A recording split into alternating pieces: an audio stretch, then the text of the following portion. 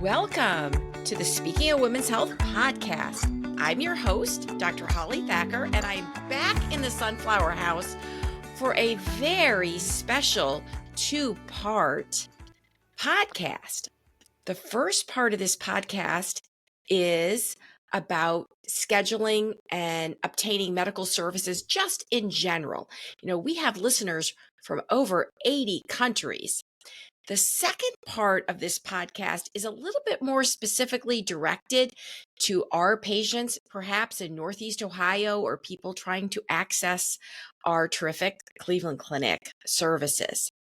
So joining me in the first part of this podcast is a terrific woman, mother, grandmother, and friend, and a very skilled and smart, savvy woman who's worked in healthcare, not medically, not from the medical or clinical perspective, but from the administrative perspective. She's worked in a variety of circumstances and positions that she's going to talk about. And she is Julie Stahl, our administrative assistant in the Center for Specialized Women's Health at Cleveland Clinic. Welcome, Julie.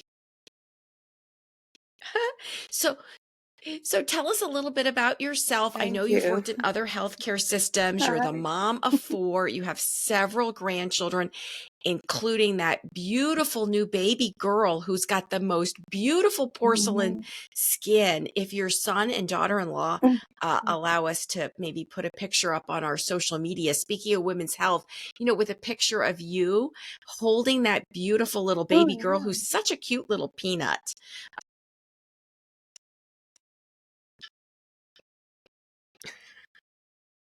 Oh, I wouldn't say I'm an expert in anything. I'm kind of a jack of all trades, master of none. I have my 4 kids, my 6 grandchildren, and I work, and that's pretty much my life. And you work so much. So you work full time in our center, and then you also do some other PRN work throughout the entire clinic system. You've been in the emergency room. You've been in private doctors' offices. You've been in other health systems. Besides the Cleveland Clinic, you certainly handle a tremendous amount of phone calls from not just my patients, but several other physicians that we have in the Center for Specialized Women's Health.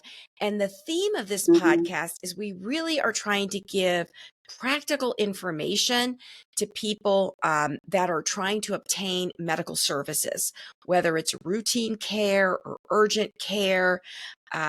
And I really think that just like some people are really skilled in certain areas, like some people are artistic, some people have great musical skills, some people are very book smart, other people are athletic. I think there's almost like a skill set in accessing complex medical care. And as I've joked to my husband, his ability to get appointments and navigate through the healthcare system is really on the very low end. He needs a lot of assistance. And then there's some people who are just very savvy and on point. And I think a lot of people who this isn't their life, this isn't what they do. When they're sick, they're in pain, they're afraid, they just kind of get confused and almost go back to like a childlike state. And the second part of this podcast is our guest podcaster, who's not medical at all. She's a retired marketing executive from the Cleveland Clinic, a guest podcaster, Sylvia Morrison. And in the second part of this podcast, she's going to go over a lot of specific details and phone numbers and tips, because even though she's retired, her volunteer job is getting people appointments at the Cleveland Clinic, as well as she winters in her summer home in the Naples, Florida area. And so she accesses other healthcare systems, as well as our healthcare system in Weston, the Cleveland Clinic, Florida. So her motto is be nice, be flexible, and be prepared. And I just thought that maybe you could share some wisdom of what you think might be helpful when you field phone calls, or when you're giving advice to friends or family, because I'm sure you've made plenty of appointments for yourself and your family members and your grandchildren, both wisdom. Mm-hmm. Well, I think Sylvia puts it perfectly. People need to remember to be kind and be flexible. Things happen. Physicians are not only physicians and doctors, they're mothers and fathers and husbands and wives, and they have lives, and they also work for a company and meetings and, life. It just happens. And patients need to remember that and keep that in mind and not get so frustrated and angry when we have to make adjustments to their schedules. Being kind, they remember that you're speaking to a human being. We have the same things going on in our lives that the patients do going on in theirs, and they tend to forget that. They think they're calling and it's just an automaton who doesn't care, and that it's not true. We do care, and we are trying to help the best that we can. But when you're Yeah, sitting there yeah, yelling at us and that's true. cursing What at is it? You us, can that doesn't make attract us want to more help you. bees with You honey know. than with vinegar. And I think part of the reason why some Yes. people are angry and upset is because the healthcare system is so much more complicated than it used to be. I think it's a lot harder to access care. And so for people listening that aren't, necessarily trying to access care at the Cleveland Clinic, I think a lot of what we're going to talk about really does translate to other healthcare systems. There has been a big increase in direct Mm-hmm. primary care, which is seeing healthcare clinicians, physicians, nurse practitioners, physician assistants who don't work for any company or hospital or corporation, who just don't accept insurance, and it's just direct cash pay or membership pay. And I've certainly had several of our graduated fellows go on and do a concierge type practice. And Dr. Fiffick, who we've interviewed on this podcast, so if you haven't listened to those prior podcasts, those would be good ones to go back to listen to for our listeners. She said that she's got a lot of just regular people, teachers and firefighters and librarians. So it's not something just for the uber wealthy. And I think that a lot of that movement is driven because people, are finding frustration in being able to get care, or they want more time. I have patients who've waited so long to see me and they've suffered so much, and they've maybe been blown off, by other people, and they just want to express all of that at the appointment, and it's a short appointment and then the time is over.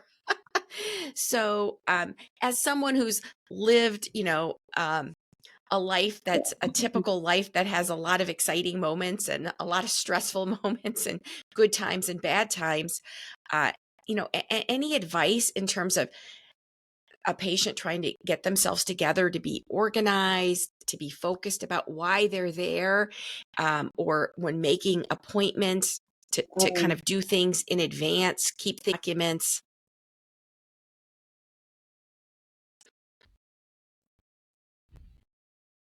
I think making yourself notes, making a list of what you want to talk about, keep it short, sweet, and concise. Um, don't go overboard. The physicians don't need a lot of back history. They can read that in your records. Tell them why you're here, what you need, what you want. I waited 10 years. It took almost 10 years for somebody to go, oh, you're in menopause. Maybe we should do something about this, and it was miserable. So I understand, but you don't need to hear the last 10 years of my life and how miserable I was. Let's take care of the here and now. And that's what we're here for. They need to make a list of what they want to talk about. They need to bring their records. They need to come with an open mind and Yeah, I questions do that they think want it's to ask. important to focus Make on it why short you're and there. I sweet. always give my husband marching orders, like, this is the test that you want to ask about. This is the prescriptions to which exact pharmacy, since a lot of us are working electronically, and that you can't necessarily go over everything, Mhm. or please don't talk about things that you might talk about if you're at a business meeting with your clients and you're socializing. And I think that we're all human beings and we all like that social connection. And we want that. But when there's such tight time constraints, and for people who don't want those time constraints, like who want a whole hour of my time. That's why we started those custom fit physicals for women, because that's the only Mhm. way I can do it. There's only 24 Mhm. hours in a day. I got a message from someone who I had not seen in several years who contacted me and said, "Oh, just why Mhm. don't you work longer that day? I just need an extra 30 minutes." Because they didn't schedule correctly. And do you want to talk about how some practices, like you have to see the person every 3 years to be in their practice, I think for primary care, or 2 years, I think for the eye department. Some practices are 1 year. You do a lot of looking at people's schedules.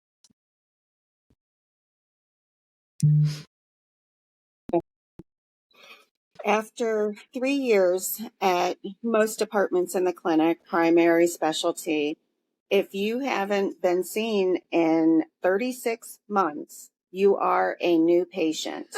And it doesn't matter how hard you argue about that, you are a new patient. You have not been seen in 3 years. In the eye clinic, it's 2 years. And again, you can argue to your heart's content. You're a new patient and you start out with a blank slate. Yes, we have all your records. I understand that. You have to be seen. You have to. You have to take control of your health care. We are not going to do it for you. We are not going to call you and remind you that you need to be seen. That is your responsibility.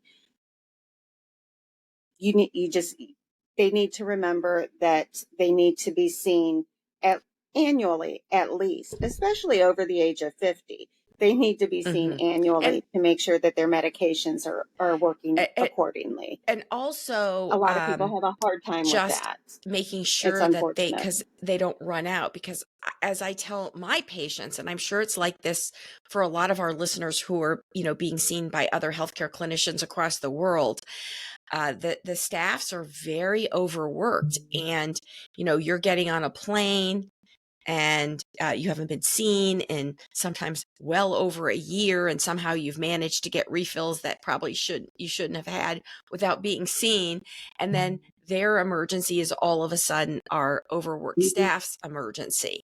And I think in this day and age of supply chain problems, and people that are on Yeah. critical medicines like thyroid and insulin, you really want to make sure that in the case of an emergency or a supply chain problem, or the dog ate your medicine or whatever,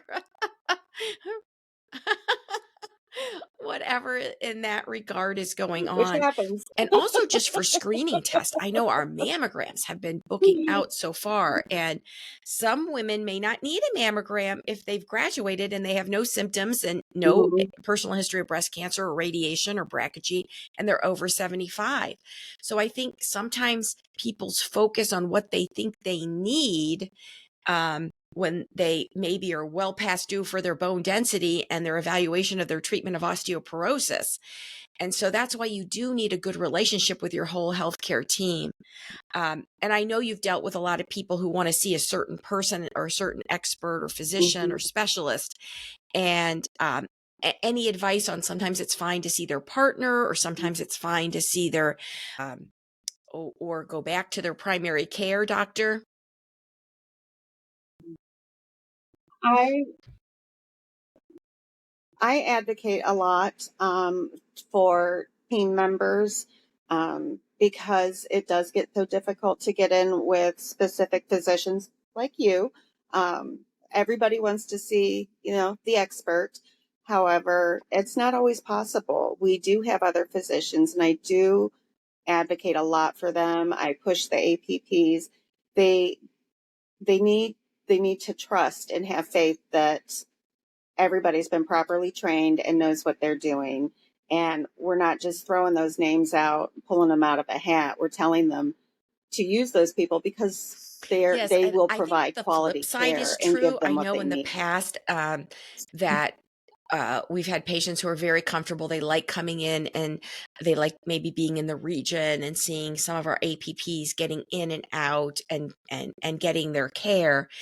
But periodically, particularly if there's Mm-hmm. complicated medical problems, to check back in with that physician, because if you haven't seen that physician in 3 years, even if you've seen that physician's APP, then again, you're starting all over. And occasionally I have seen people that they haven't seen me in 11 years. And I'm like, oh gosh, I wish I would have seen you because, like specifically, for instance, in the realm of menopause, we really want to start the hormones within that 10 years to get the most benefit. We still can do it later, but we really want to maximize, our anti-aging regimen.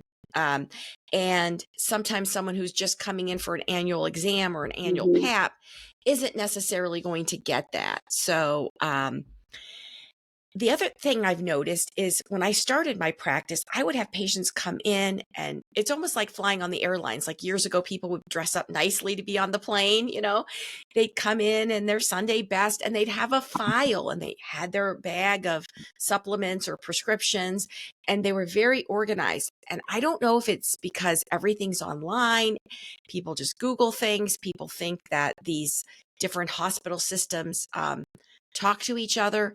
But I'm just amazed that people don't have the information about major surgery or cancer diagnoses or what pelvic organs that they had removed.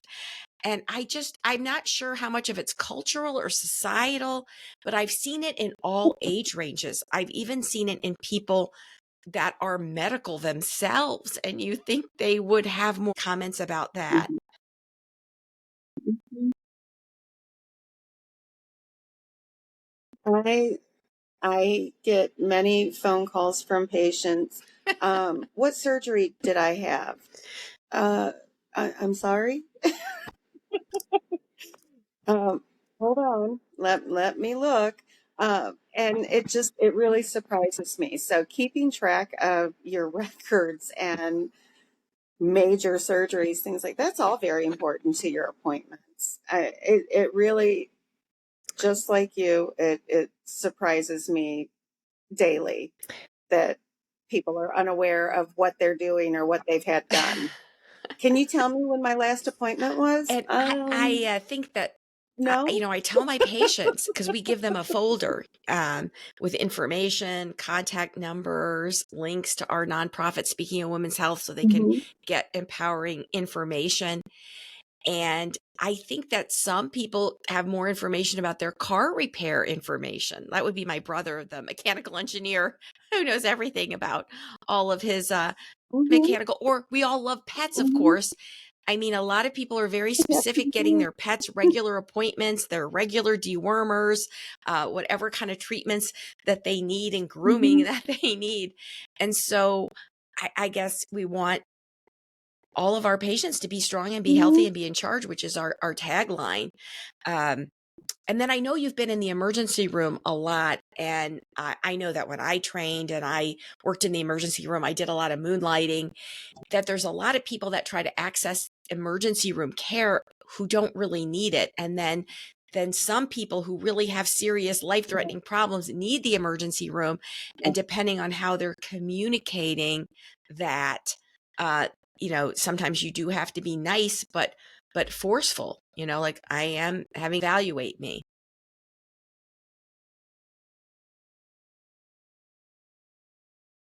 Yes, it happens all the time. I work in many different emergency rooms in the evenings and on the weekends across the entire enterprise. And many people utilize the ER as a primary care, and that's not what they're there for. I've seen people come in and say, I need to get a Hmm. DTAP. Right. Or local No, you need to pharmacies go as to your well. PCP Hmm. for that. That's not what the ER is for. And right. And, then there's the patient that can't walk because they have a compound fracture and they're left sitting because we have no beds, because people want to get their immunizations or they have a runny nose. You don't need to come to the emergency room for a runny nose. And I think that or something crisis silly, in the primary it's care utilized properly. situation makes some people want to get their other care from whoever they're seeing when it's not focused. And I think that can compromise the time and the evaluation with the specialist that you're seeing. So I think that this has been really a great summary to help maybe motivate all of us in seeking healthcare to plan in advance, make our appointments in advance, to be nice, to be flexible, and to be prepared so we can make the most of it. And that we all want that human connection and that high touch. And it's easier to get to that point if we have everything organized. So thank you so much, Julie, for joining us. And you'll have to check with your family about what photos we might be able to share with to share with our Speaking of Women's Health audience. And if you don't already subscribe to this podcast, anywhere you listen to podcasts, Apple iTunes, Spotify, Google, Amazon Music, wherever you listen to your podcast, just go to Speaking of Women's Health and hit subscribe. And if you don't get our newsletter, you can subscribe for free, where we'll send you out a health tip, recipes, breaking health news at speakingofwomenshealth.com.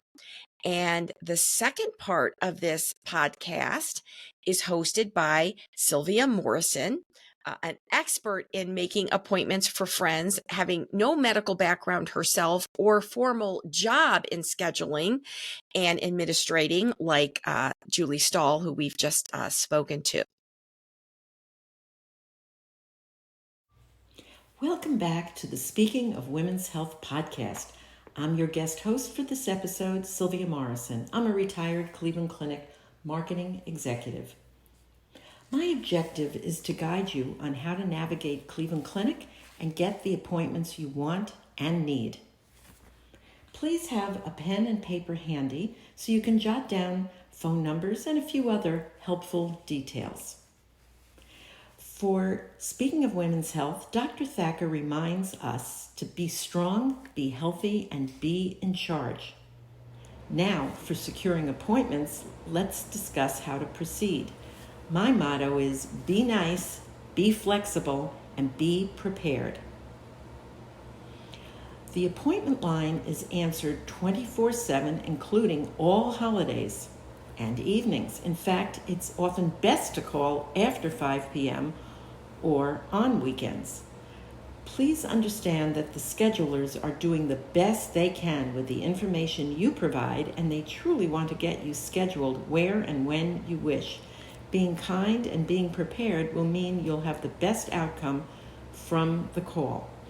So, the phone number to call for most appointments is 866-320-4573.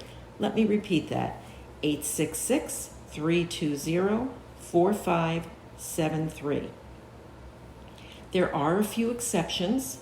For women's health, you can call that phone line, and anytime when you call, you will be able to get an appointment. But during the day, if you prefer, you can still call 216-445-2720, and that phone number for Women's Health Institute is answered 8:30 a.m. to 4:30 p.m.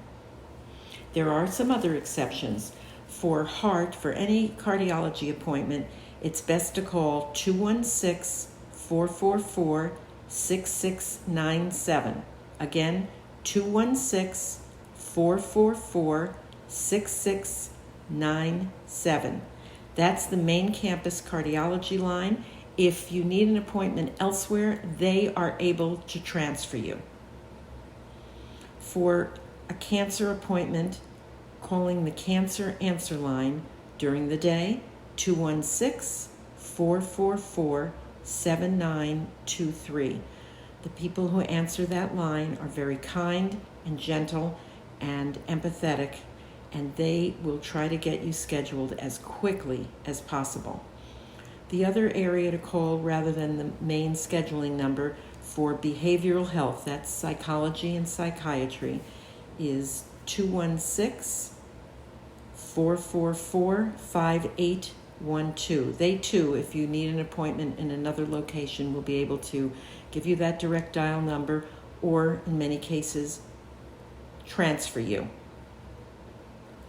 And if you're not sure about anything, you can certainly call the main phone number for Cleveland Clinic, which is also answered all the time, 216-444-2200. The operators are very helpful. However, calling that main scheduling line, again, 866-320-4573, is most of the time your best bet. So, if you've had an appointment previously anywhere at Cleveland Clinic, you should be in the system. You may need to update or answer some questions. Please have your insurance card handy. Even if you've been at an appointment in the last week, the schedulers may have to ask you certain questions. Please be patient with them. It's just on their screen, and for them to advance to the next screen and finalize and confirm your appointment, they may need to ask a few update questions, particularly if you call near the beginning of the year, because a lot of people's insurance information changes and they're required to update that. Next, I recommend, before you call the scheduling line, going into clevelandclinic.org and go to the Find a Doctor tool. It's right there. If you put in the category, for example, internal medicine or family medicine, in other words, you're looking for a primary care physician, that will provide you with all the locations once you put it in. And for whatever specialty you're looking for, you can make a list of doctors' names because they're in a location that is appealing to you, or you're going to find a certified nurse practitioner or a physician assistant. Those are the acronyms for CNP or PA. If you don't have a computer or an iPad to do a search, don't worry, the scheduler will help you. It just goes faster if you mention certain providers or locations that you prefer. Some other examples to keep in mind: dermatology. That sometimes is difficult because there are a limited number of dermatologists at limited locations. So what the best news is, there's an open clinic on main campus on Tuesdays, which means it's easier to get an appointment soon. So if you call the scheduling line and they're unable to accommodate you where you want as quickly as you want, ask for an appointment in the dermatology clinic on a Tuesday, and you should be able to get in much sooner. For orthopedics, there's urgent care for sports injuries at Transportation Boulevard in Garfield Heights. You can get urgent care for ages 2+, and at that location, you'll be able to be seen quickly for things like swollen joints, simple fractures, rotator cuff injuries. Those are just a few examples. You can also do that at other express cares or urgent cares as well. Now, let me just explain. There's a slight difference between urgent care and express care. A couple of examples: express care in Independence, Beechwood, Solon. Urgent care we have in Rocky River, Middleburg Heights, Mayfield Heights, Bainbridge. The distinction really is that you can get imaging done, in other words, x-rays, at the urgent care locations. In the express care locations, they handle less difficult issues. You might have a child with a fever, or you might have a fever, and you might have an infection you're concerned about. So that's when you could go to express care. So if that happens, let me give you an example so that you have the comfort level with orthopedics. I had a friend who called me one day. She had tripped when she was going on a long walk, and she said, "What do I do?" And I said, "Let me drive you to Transportation Boulevard." That urgent care was open, and she was able to be seen, and she did. She had a simple wrist fracture, or so they thought. So they put a cast on her, And the next morning, she received a call from a surgeon's office telling her that he had looked at the x-rays because the person who cared for her had decided to get a consult from an orthopedic surgeon, and he wanted to see her right away. So she went in and was seen, and she was operated on Monday morning. So the care is outstanding, and it is fluid. So if something more advanced is needed or involved, they will help you navigate to get that done. The next thing you're going to want to do is think about possibly doing express care online. That's always available to you, as well as express care in those locations I just mentioned. No matter what appointment you get and where, it's always good to ask to be placed on a wait list. And then you can either hope that you'll get a call back, and sometimes you do. Sometimes you get an email telling you that something sooner is available. But it doesn't hurt to call back that scheduling line, again, 24/7, and ask if anything else has opened up. They will pull up your appointment that you have and then say, could you please check and see if there's anything a little sooner or in some other locations, and you'll be often pleasantly surprised that you can be accommodated.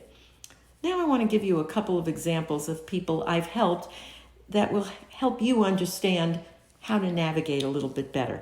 There was a gentleman who I was friendly with. I was chatting with him in a public place, and I noticed that he was limping, so I asked him, how are you feeling? And he said, actually, I'm trying to get in. I have an appointment scheduled. This was in August last when I had seen him. And he said, I have an appointment with an orthopedic surgeon for November. I want to go to a particular one because I heard he does a particular procedure. And I said, well, have you been evaluated yet? And he said, no, it'll be my first appointment. And I said, are you certain you're eligible for that particular procedure? He said, no, but my friend had that with that surgeon and she was really satisfied. I said, okay, let's stop and think about this. Let me try to help you. So I went into my computer, I was able to do it, and look some things up for him. And then I said, this particular physician, surgeon, actually is in a location that's pretty close to you, much like the other one that you wanted to go to. And let's see, by calling scheduling, if we can get you in sooner than November. Well, the good news is he was seen the following week.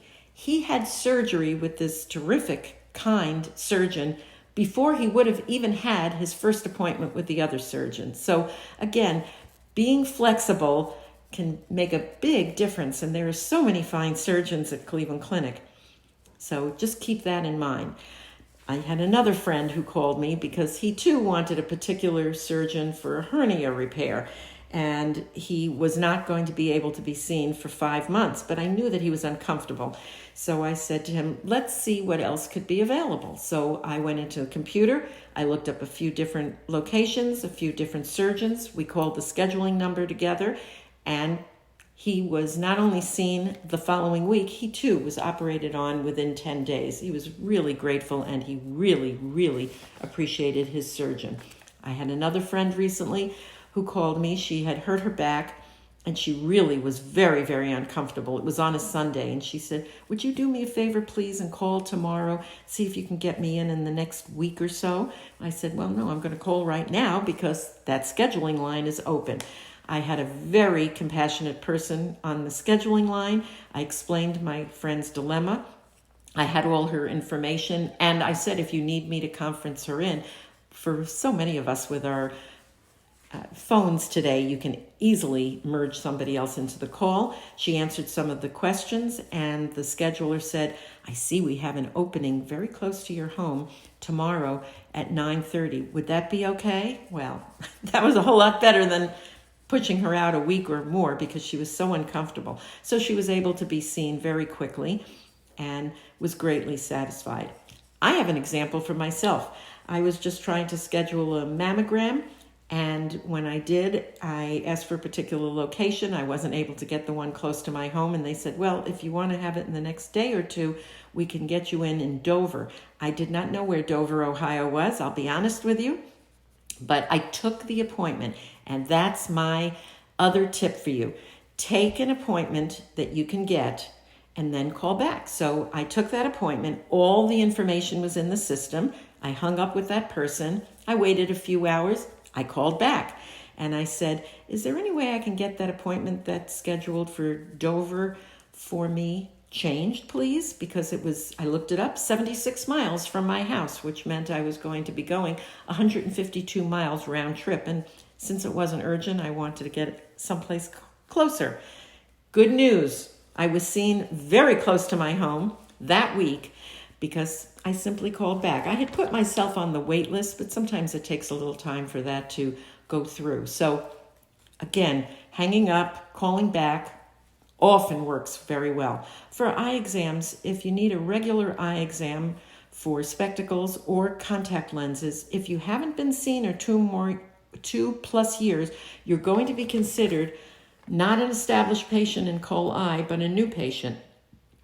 So you want to make sure that you have your eye appointments regularly, but you can still get an appointment. If it's something serious like an infection suddenly in your eye, or for an older population, you're suddenly seeing floaters, if you tell the scheduler, they will do a wider location search or transfer you, if it happens to be daytime if you call, to be asked to be added on to a provider. So that's always another opportunity. Another friend of mine called me and needed to be seen by an otolaryngologist, also known as an ENT. She had terrible allergies and she was really anxious to be seen. She had recently moved back to the Cleveland area and wanted to be seen at Cleveland Clinic. So she called me and she said, I can't get an appointment for 5 months. I said, did you take the appointment? No, I know you told me to, but I didn't. And I said, okay, stay on the phone with me. Let's call together and get you scheduled. So she said, okay, again, take anything. I can't emphasize that enough. It's so much easier to change the appointment. So we got her scheduled and I went into the computer, did a little search, found something close to her, and then asked we got to the third name of the physicians that I requested who were otolaryngologists, and she took that appointment. It was going to be about 3 weeks out. I told her I'd call back the next morning and see if we could get something sooner. And sure enough, I was able to. I was able to get her in a week. So it's just easier to move up appointments. Colonoscopies and endoscopies also schedule out a bit. Take what you can because those are typically not urgent appointments, and then call back. And it's very, very important to keep in mind that these people really do want to help you. So when you've gotten the appointment, at the end of that call, it tells you when you call the scheduling line, if you stay on the line, you have an opportunity to do a survey. If you were taken care of and the person was nice, please give them 5s. And after you do the regular survey, you have an opportunity to do a verbal comment. Hopefully it'll be a compliment.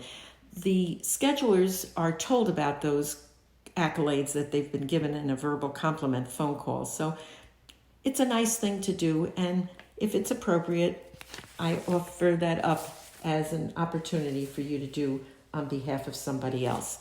Well, I hope you found this information helpful, and remember, again, to have everything ready, be flexible, and then you'll be able to get likely an appointment you need in the very near future. I wish you only good health.